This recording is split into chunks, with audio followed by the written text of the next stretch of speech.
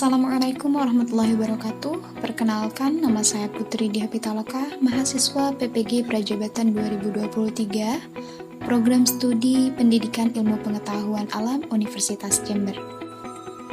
Kali ini saya akan menjelaskan ujian akhir semester mengenai kampanye praktik baik penerapan scaffolding pada ZPD, mata kuliah perspektif sosiokultural dalam pendidikan Indonesia. Yang pertama adalah ringkasan intervensi terkait penerapan scaffolding pada Zone of Proximal Development atau ZPD. Zone of Proximal Development atau ZPD merupakan jarak antara tingkat perkembangan sesungguhnya yang didefinisikan sebagai kemampuan pemecahan masalah secara mandiri dan tingkat perkembangan potensial yang didefinisikan sebagai kemampuan pemecahan masalah di bawah bimbingan orang dewasa atau melalui kerjasama dengan teman sejawat yang lebih mampu. Kemudian scaffolding didefinisikan sebagai suatu metode dalam memberikan bantuan belajar yang pada tahapan awal dilakukan untuk mendorong siswa sehingga mencapai kemandirian dalam proses belajarnya. Scaffolding dapat menstimulus keterlibatan aktif siswa dalam proses belajarnya. Siswa diberikan bantuan atau bimbingan agar dapat lebih terarah dalam mencapai tujuan pembelajaran. Selanjutnya adalah langkah-langkah scaffolding pada ZPD dalam pembelajaran. Menurut Mustafa tahun 2021, langkah-langkah yang dilakukan dalam penerapan scaffolding pada ZPD dalam pembelajaran yaitu: yang pertama, menentukan ZPD peserta didik. Kemudian yang kedua, mengelompokkan peserta didik. Yang ketiga, perancangan pembelajaran. Yang keempat, monitoring aktivitas pembelajaran. Dan yang terakhir adalah evaluasi pembelajaran. Untuk penerapan scaffolding pada ZPD dalam pembelajaran yang saya lakukan, yang pertama adalah menentukan ZPD peserta didik. Di sini, saya memberikan pertanyaan pemantik dan juga melakukan penilaian tugas pada pembelajaran sebelumnya.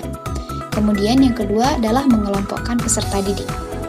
Peserta didik dikelompokkan berdasarkan tingkat ZPD-nya yang diperoleh dari hasil penilaian tugas yang dilakukan sebelumnya dan juga dari jawaban pertanyaan pemantik yang diberikan oleh guru. Kemudian, yang ketiga adalah perancangan pembelajaran. Di sini, saya menggunakan pembelajaran PJBL di mana peserta didik membuat sebuah proyek berupa model Frege yang dilakukan secara berkelompok. Selanjutnya adalah monitoring aktivitas pembelajaran. Di sini, saya memantau secara langsung aktivitas belajar peserta didik dan juga memberikan dukungan serta bantuan atau scaffolding. Bentuk scaffolding yang diberikan adalah peer scaffolding, yaitu dari teman sebaya, dan juga one-to-one scaffolding, yaitu bantuan secara personal dari guru. Kemudian yang terakhir adalah evaluasi pembelajaran. Di sini saya melakukan evaluasi untuk mengetahui capaian pembelajaran selama mengikuti proses pembelajaran dengan scaffolding yang telah dicapai oleh peserta didik. Penerapan scaffolding pada ZPD dalam pembelajaran dilaksanakan di SMPN 3 Jember, kelas 7A pada semester Gasal, mata pelajaran Ilmu Pengetahuan Alam, submateri Pemuaian.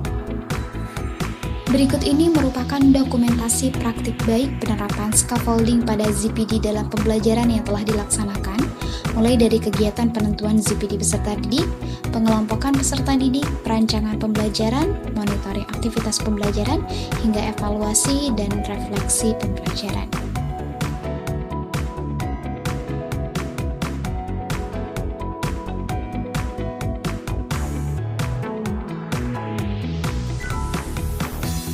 Hasil yang dicapai terkait penerapan scaffolding pada Zone of Proximal Development atau ZPD dalam pembelajaran IPA materi pemuaian di kelas 7A SMPN 3 Jember ialah meningkatnya minat dan motivasi belajar serta pemahaman peserta didik.